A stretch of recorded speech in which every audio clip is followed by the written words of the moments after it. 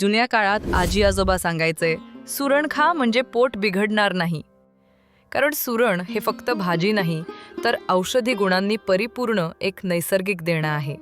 आजच्या बदलत्या जीवनशैलीत तुम्हाला एकमेव भाजी हेल्दी ठेवू शकते, ती म्हणजे सुरण.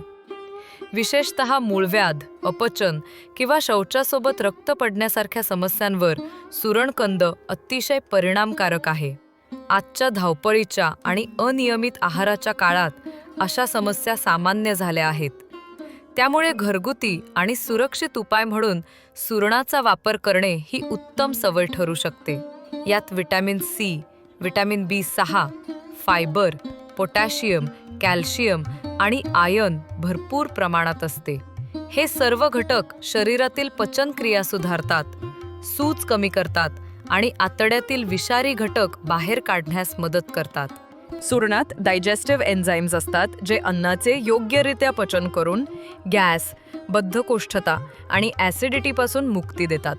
मूळव्याधीचा शत्रू म्हणजे सुरण. मूळव्याधीला समूळ नष्ट करण्याचे गुणधर्म त्याच्यात आहेत.